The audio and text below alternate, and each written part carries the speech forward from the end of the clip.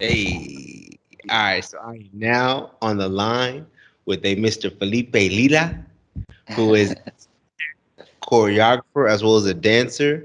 I believe you specialize in Lambada as well as Brazilian Zouk, and you were born and raised in Sao Paulo, Brazil. Is that right? Yes, yes, that's right. Mr. Felipe, how are you doing today, sir? I'm doing good. Thank you so much for inviting me. Thank Uh, you. of course, of course. I want to first start off by saying, man, I want to thank you so much, for taking time out today to talk to me, man. I really appreciate that. Thank you so much. Of course. So, I think a great way to start this out, man, I would absolutely love to hear from you. I've never had a chance to visit Brazil, so tell me, man, what was your childhood like growing up in Brazil? What was that like for you? It was amazing, because in my childhood we didn't have the internet and stuff like that. So I was playing on the street with my friends, football, which is soccer for you, right? For us, football, volleyball, and stuff like that. It was really cool, really, really cool. Mm. Were you big into dancing at all in your youth? I think so. I think so. Yeah. Okay. And tell me this, man. How important was music in your childhood? Was everything, I think, because my mom is a professional dancer since Nice. 1999, 98, I think, 8 or 9. So I was raised watching her dancing and listening to music, lambada musics and stuff like that. And her boyfriend, it was kind of a husband because they were living together with us. My brother, I have a twin brother also. So he was a DJ and she was dancing, he was DJing. So for my childhood was like that. He's playing and searching music and talking with singers and stuff like that. So it was everything, music and dance. You said your mother was a professional dancer. What did she dance? She danced lambada. She actually is my teacher, my mentor, and she was my first dance partner. I started because of her. Yeah, That's so cool, man. That's amazing. yeah. So real quick, I don't know if you can do this, man.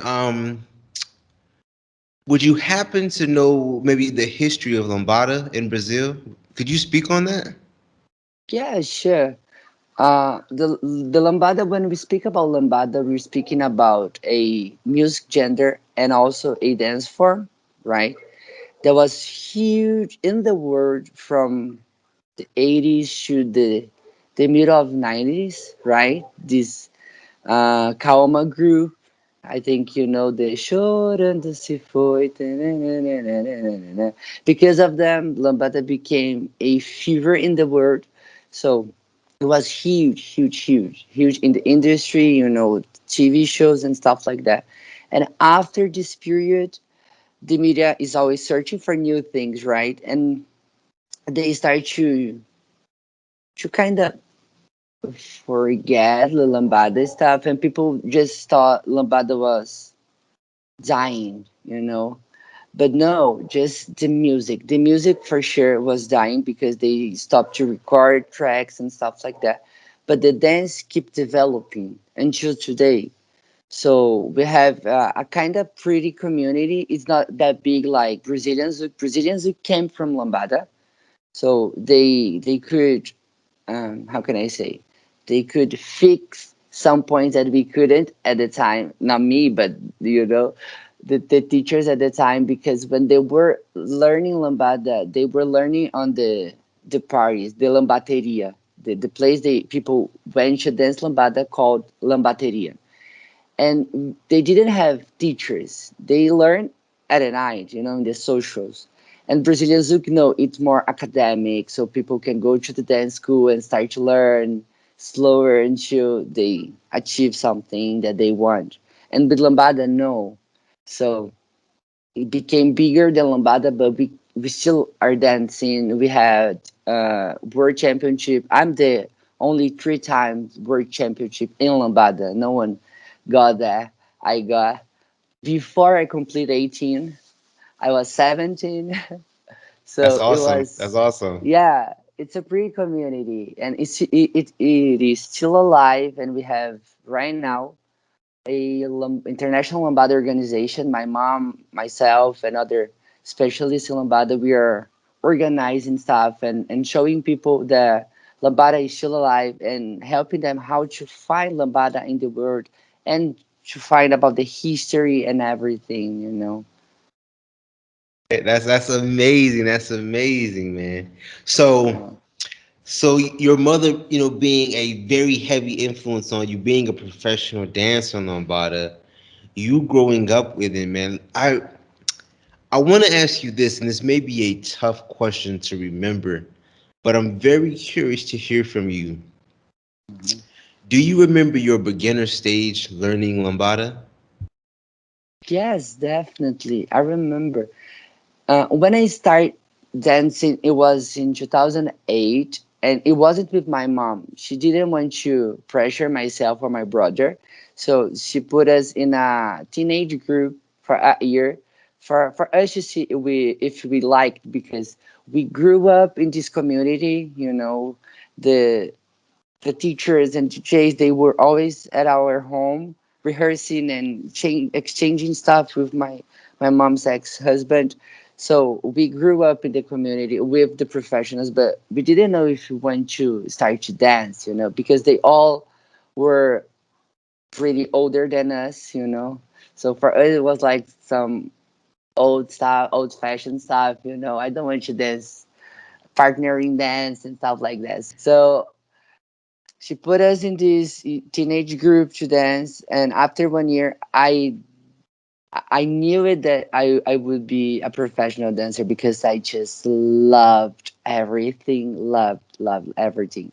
My twin brother, he was kind of shy, but he went in this journey with us. So in 2009, we launched our partnership with my mom. Actually, she launched her partnership with us, and it was pretty nice because she trained us almost every day, and it was really, really fun and hard at the same time because she was the teacher and the mom. So when we were, not doing this stuff, and we were kind of lazy, she was trying to be the mom, not the teacher, but was pretty nice. And our first show was like huge. She was organizing the first Lambada Congress in the world, and one of the biggest congress in the world for almost 10 years.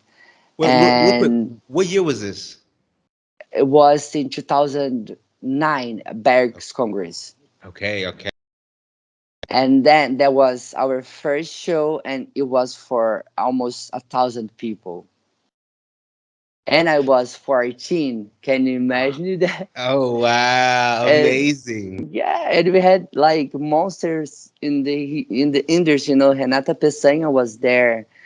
Berg, Solange Dias, they were pretty big at the time. Right now, they're not dancing anymore, or not as much they were. But Romina Hidalgo, Gilson Damasco, they were all my teachers, and also they were there watching us. So for me, it was like Chara was big, but was pretty nice, pretty nice. Okay, that's amazing, man. That's amazing. So I guess you're thrown into the spotlight at such an early age. Is uh is this from that point on? Is this what you wanted to do, or were you still hesitant about becoming a dancer? Or No, no, definitely. Since actually, I always feel it. This thing about dance. I love dance. I love have the attention. I'm not shy. I'm not the shy guy. But no, definitely there. I knew it. But also, I was studying law. I'm the last year of law school, and my brother, he's a nurse. My mom has her own company. We grew up with her knowing that you can be a professional dancer, of course, but if you want to have another career, you also can do it. For me, it's like I want to be a dancer for the rest of my life. I don't need it. So I right now I just I don't know how can I say that in English. I locked my matricula. I don't know. Hmm. I'm not studying anymore. I can come back to the college if I want, but it's there. My place is there, but I don't want to because I want to invest more in dance. Because here in Brazil, we have this thing. If you are a artist, you are kind of nothing for the society. You know, you're just an entertainer. You're not a professional. You know, so I grew up thinking that I cannot be just a dancer. I have to be something else, you know. And when I grew up and I have this understanding of no, I can be a professional dancer. I just put my focus there more, you know, because I always put my focus on dance. Yeah, I definitely understand that, man. So right now you are a full-time dancer. Is that correct? Yeah. Oh man, that's amazing. So tell me this, man. I'm very curious to hear from you. Please tell me, what is the life of a full-time dancer? What is something that people may not know about that lifestyle? It's incredible, man, because you know I I had the opportunity to experiment a lot of these little parts of being a professional dancer. I was a competitor, so I put all my energy during 7 years just competing, competing, competing, which is really different of the life of the teacher that I am right now. That I'm traveling around the world to attend congresses and stuff like that. It takes a different effort, you know. So it's just incredible. It's not easy because of that kind of stuff. People are. It's hard to people to understand that you are a professional. You know, you're not just playing. I'm not playing. I'm working. You know, but it's amazing because you can meet a lot of people from different world, from different countries and cultures and stuff, so it's pretty nice. I love it. I really love that. Let me ask you this, man. For for somebody else out there who wants to become a full-time dancer, can you list out the requirements? What does it take? What does that person need to become a Yeah, successful professional dancer, full-time dancer? definitely. I think the first,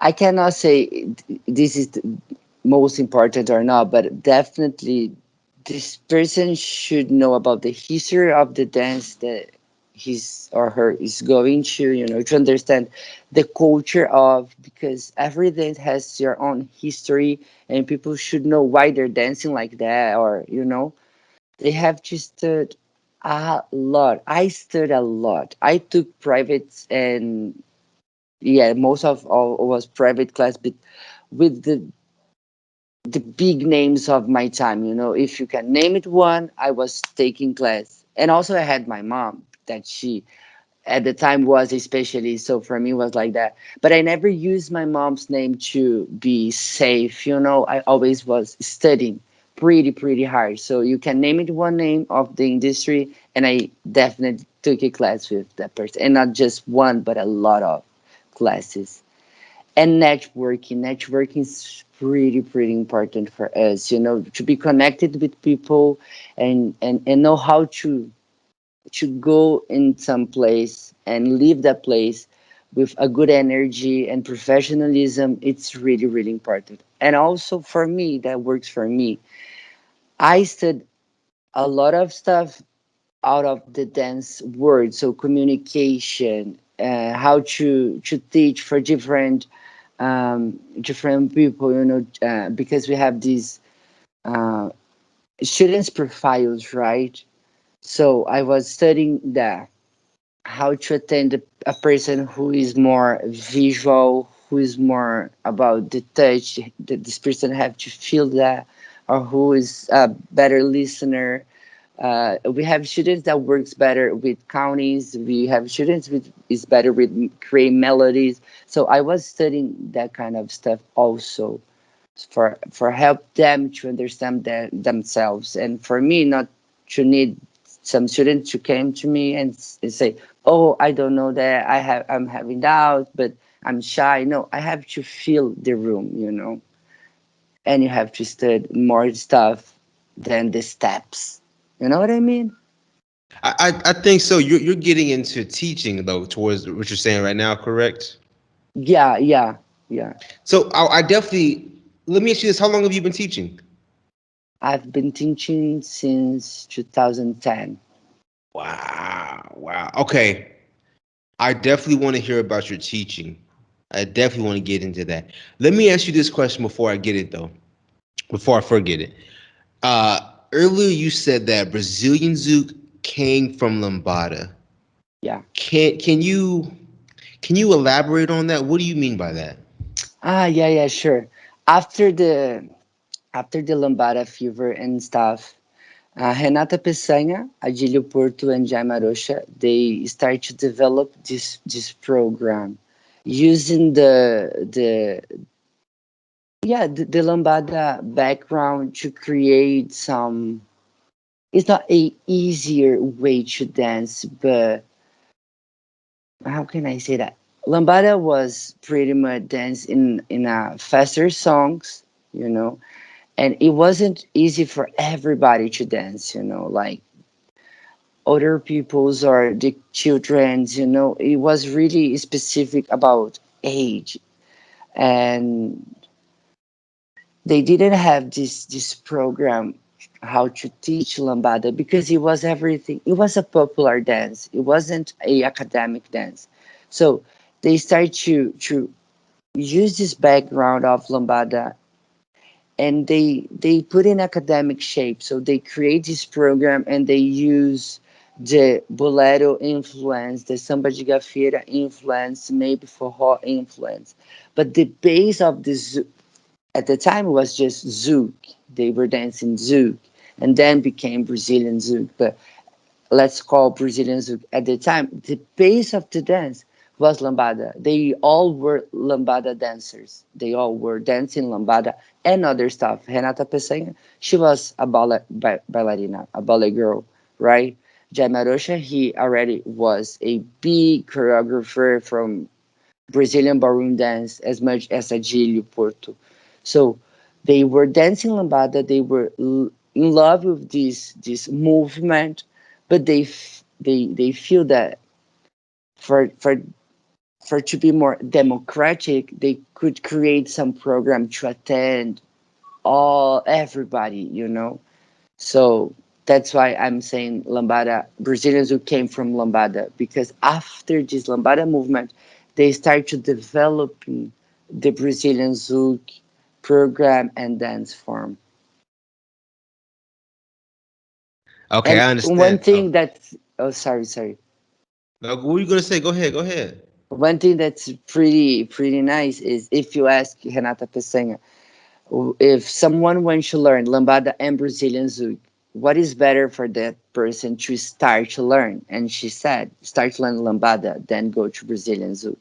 Or if you're learning Brazilian Zouk and dancing Brazilian Zouk, take some lambada class for you to understand the body culture, the roof of the dance, which is lambada. Okay. Okay.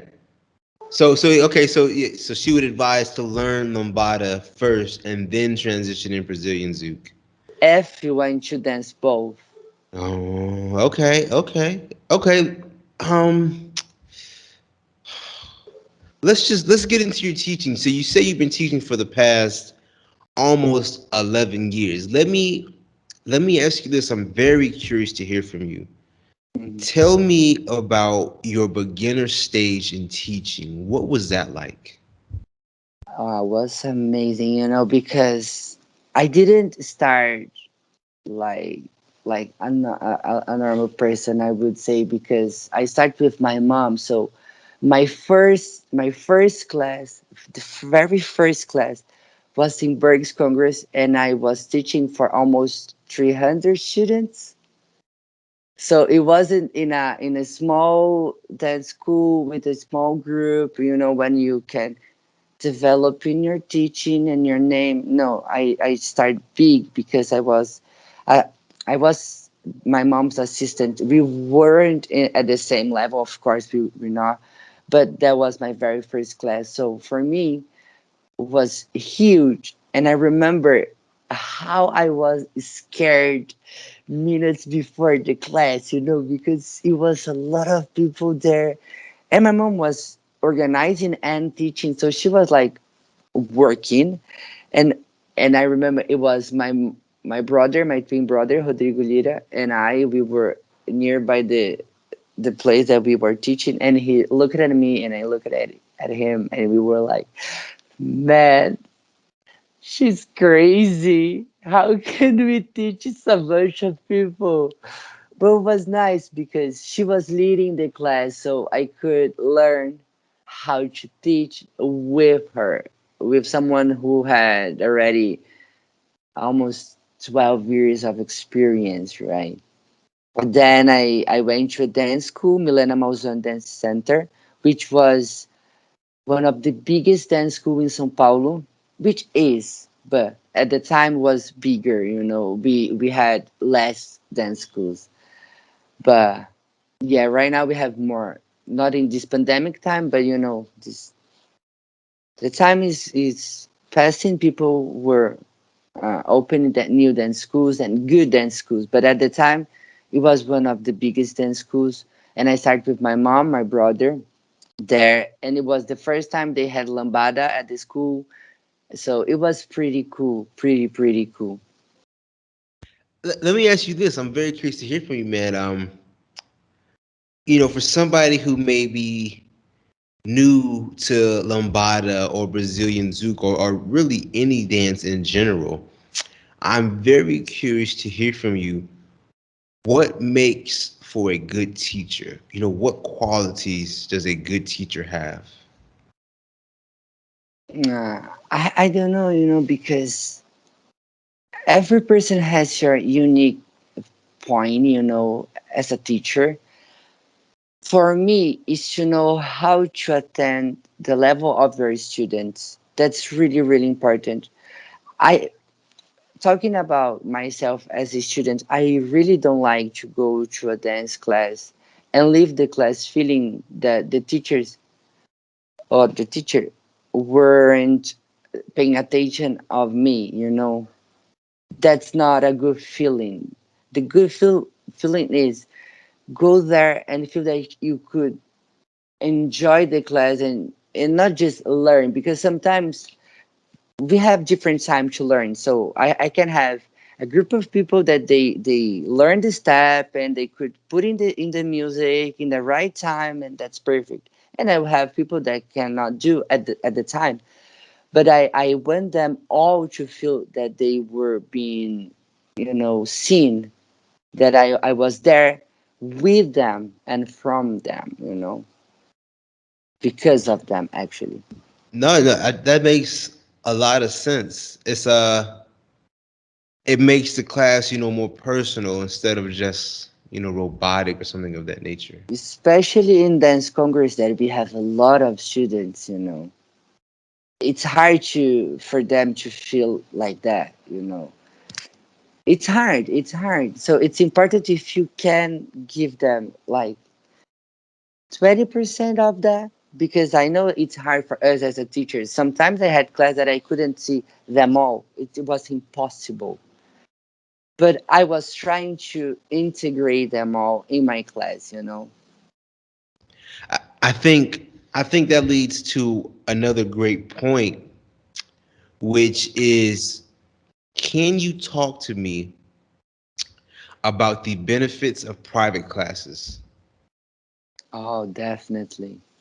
I think when we are in a congress, it's more uh, general. The class we create the class in a general level. When we say beginners, in this level of beginners, we have different levels of beginners. So when you took a private, I can personally watch your level and exchange with you what we really need.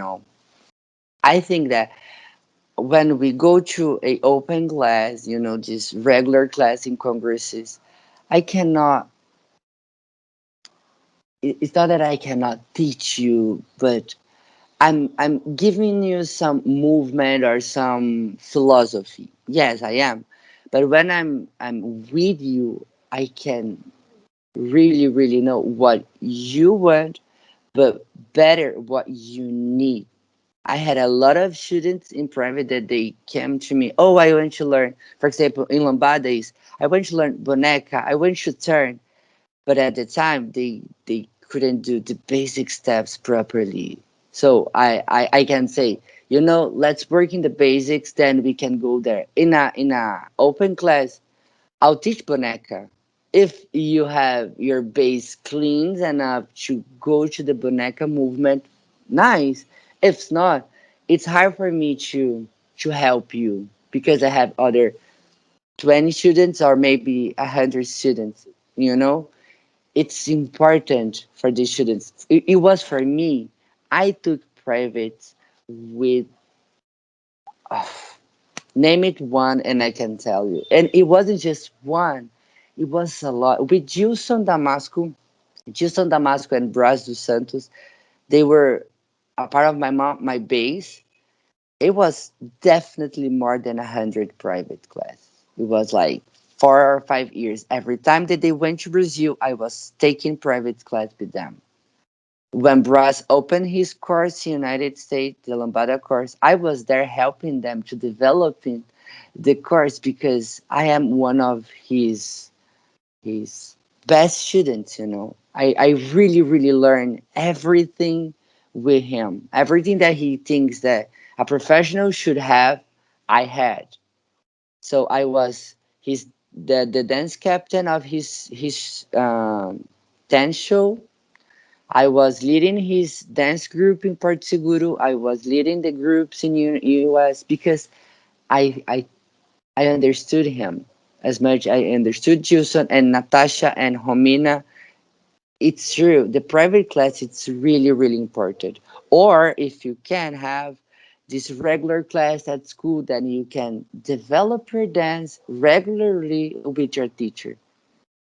That's cool also because you're creating this journey with your teacher, and he can help you definitely. I can help more my students, my regular students at the dance school than in dance congress. But I do my best. It was what I was saying. When I'm in a dance school, it doesn't matter if I have two people in the room or 200 people in the room. I'll try my best to attend them all because I think it's important. That's super important. Yes, and I definitely understand that. I definitely understand that. I want to ask you this real quick, man. You've spoken about your vast dancing experience. Let me ask you this: what are some lessons that you've learned from dancing that you've been able to translate to your everyday life? I think everything.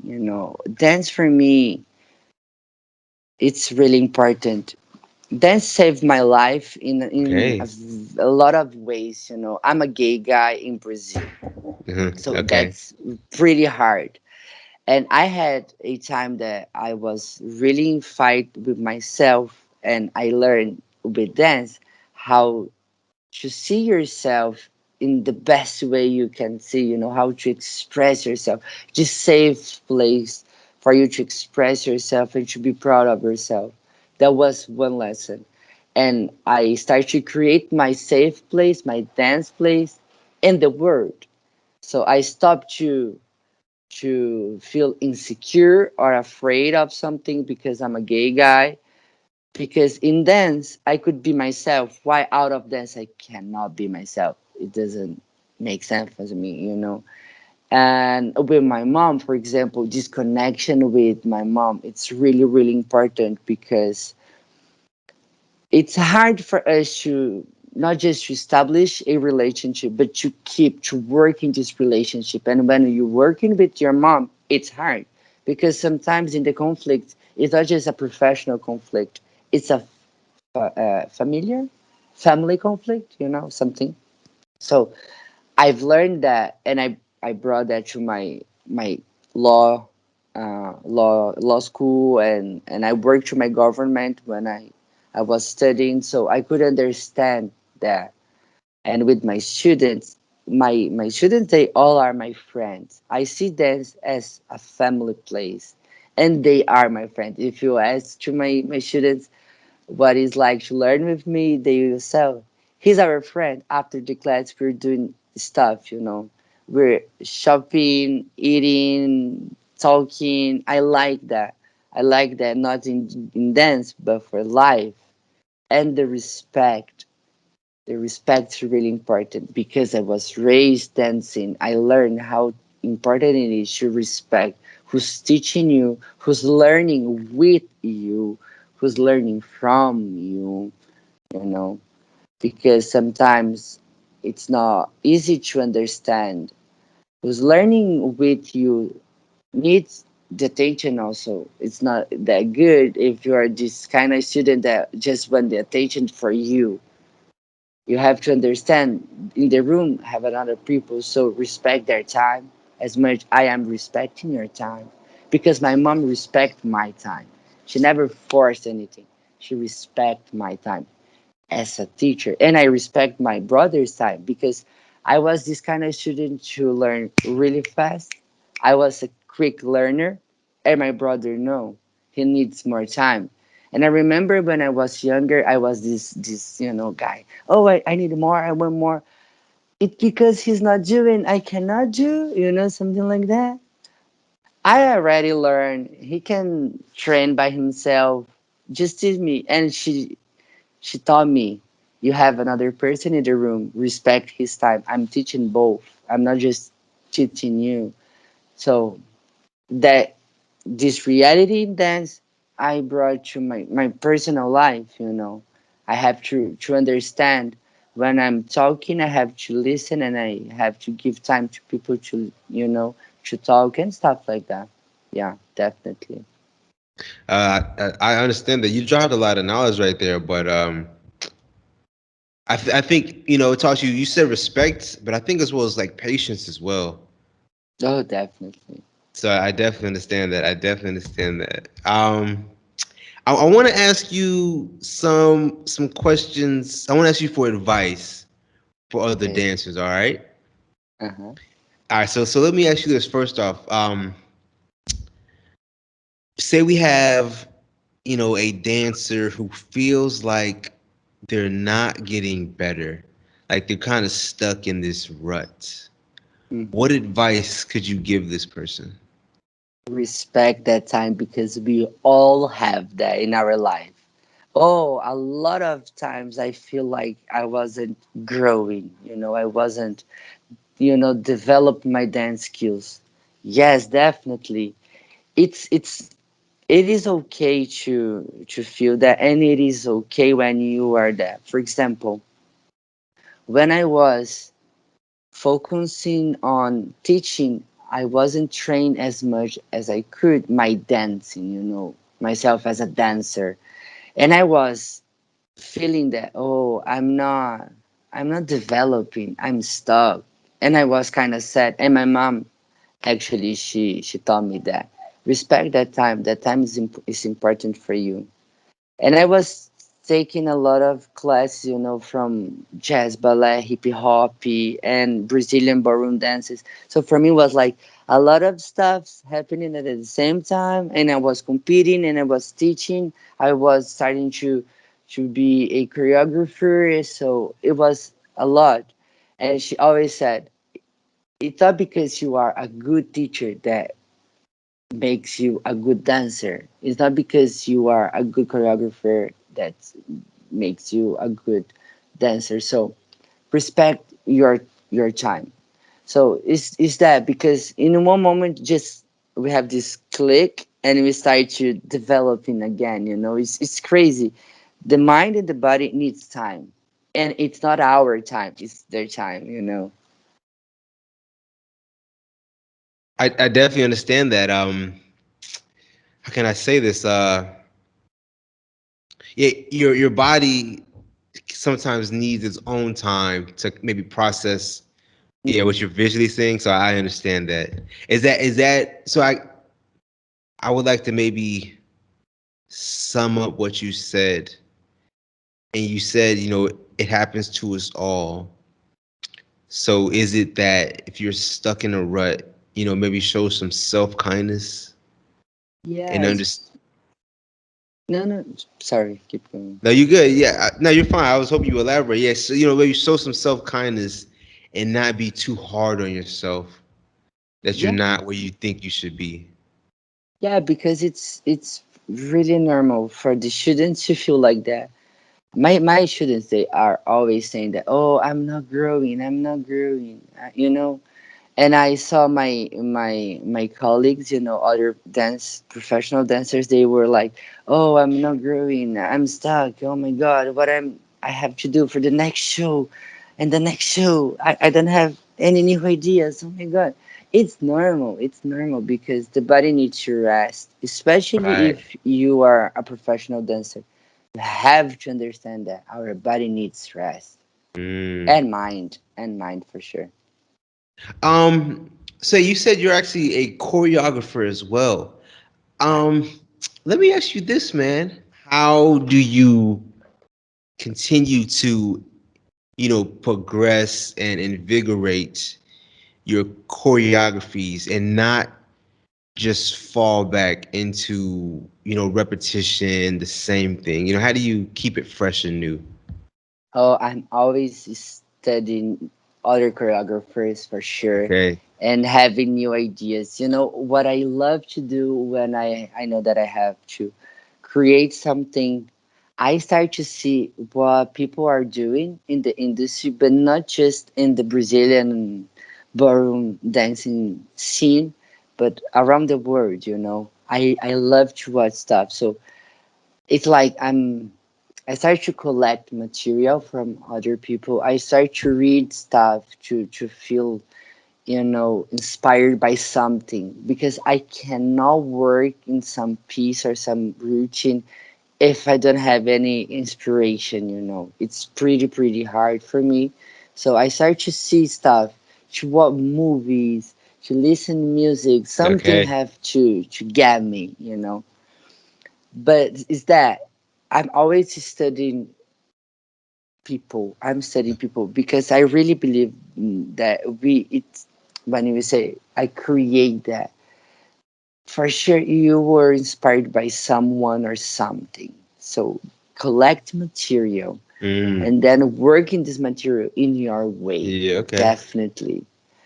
And of course, it's different when you're working in a company. For example, I was working in Pamela Stephenson's and Brás dos Santos dance company. So I had them all their own inspirations and visions, so I should follow them. But they give me something, so that's okay. But just keep inspiring yourself. It's a hard word for me. Let me ask you this. When I say the word musicality, what does that Mhm. mean to you? Does that mean that you have a good connection with the music and your body? When you can translate what the music is creating in your body, that's musicality, you know. And so let me ask you this then: if that is how you describe musicality, then how does one improve their musicality? Improving your dance skills, improving how you can be connected with the music, because sometimes you can you can hear everything that the music has, every beat, melody, drums, whatever. but you cannot translate that with your body. So you cannot show people that you are not just dancing in the music, but dancing the music with yourself, you know. So that's the point. Keep working your connection with the music. Use your dance skills to explore that, you know. For example, I was dancing salsa, and in salsa they have this shine, you know, the the moment that you're dancing solo. It's pretty hard because the music has a lot of stuff. You need to work in your basic steps and the movements that you have and the music. So it doesn't matter if I know 1,000 steps. If I cannot put in the music and in the time, it doesn't matter. I definitely, definitely. I dance salsa as well as Brazilian Zouk, and so I definitely understand what you mean by that. Let me ask you this real quick. Can you give me one piece of advice that would make anyone a better dancer immediately? Immediately. That's hard because immediately it can be respect your time, for example. It can be find a teacher that it's connected with you in a way. For example, I can take class with a great teacher, but this guy, the way he's communicating with me, it didn't it doesn't fit with my body. So why I will keep taking his class? It's not because he's an amazing teacher that he's amazing for me. That's okay.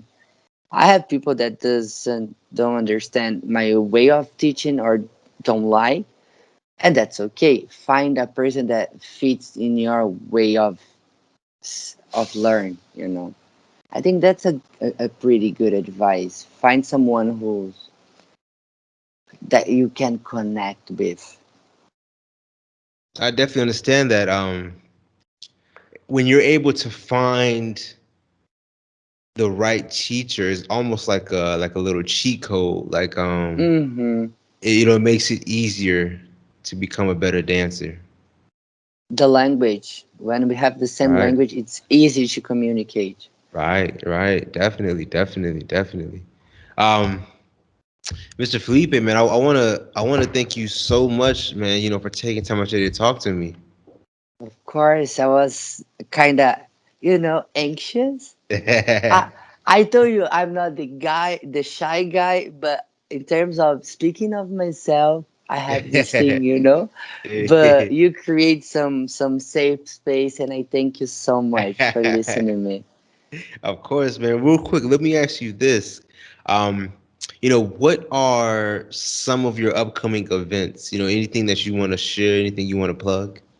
Yes, definitely. I'll start a US tour with my partner, Bruna Peçanha. Nice. Nice. So in 10 days, we're going to Mexico, to Zucamax, to teach there. And then we have this quarantine time in Mexico. Then we go to US. So we start in Hawaii, then Portland, then Chicago. Then we go to San Francisco, LA, Denver, Miami, and we'll end our tour in December in DCBX in Washington. So if someone wants to take class with us, just text us. We can give the dates, because I can't remember, but it's really cool. These next 3 months will be in US teaching. Ooh, so yeah, I'm actually from I'm near DC, so I definitely know of DCBX. Yeah, Yeah, so so we that's can. awesome. Are you going to DCBX? So I actually live in Guam right now. Okay. So I will not be at DCBX, unfortunately. but I would absolutely love the opportunity. I didn't tell you this. I found you through Instagram, and you and your dance partner have some amazing dance videos. Let me say that right now. Yeah, thank you so much. Of course. So when I saw those videos and I saw how amazing you were, I was like, I gotta have him on the show. So, No, like I said earlier, I want to thank you so much. I would love the chance to talk to your partner. Will she be? Is that something she might be interested in? of course, of course. Nice. I'll hit her up. I'll hit her up because I would absolutely love to, hear from both of you all. Um, Real quick, we spoke on this. Tell everyone, how can people reach out to you? How can they get in contact with you? Oh, they can go to my Instagram, Felipe. No, sorry, it's not Felipe. It's Felira A with double A's. It's hard in Portuguese, right? But yeah, just put Felipe Lira in the Instagram and you see a guy with my face. It's me. But Felipe Lira, yeah, definitely Felipe Lira. On Facebook, Felipe Lira Full, they can find me. But I'm using more my Instagram page. Okay. When I upload this, I will make sure I put your Instagram and Facebook links in the description. Yeah, I think it's better, right? Because Yeah, it's no worries, no hard. worries. My accent is. No, I'll tell you. I'll tell you this, Mister Lira. Your English is way better than my Portuguese, so I really appreciate that. Oh, thank you so much. I'm studying, I'm trying. Oh, I mean, your English is good, man. I was able to have a full conversation with you, so you are good, man. You're good. Thank you so much. So real quick, last thing, man. Is there any last words you would like to share with everyone before we close this episode out?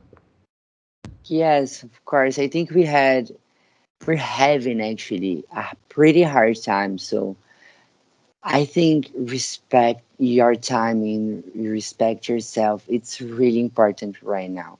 If you're feeling something that's not good for you and you know what is good and what's not good for us, find some friend, find your family, find some help because I know we're living in a hard time. So don't allow this feeling to grow in your heart.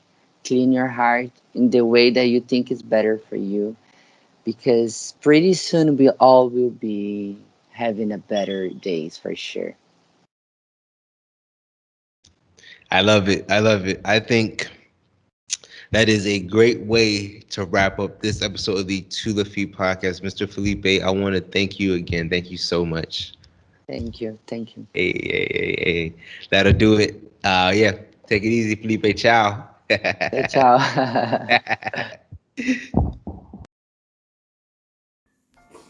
That's all it is.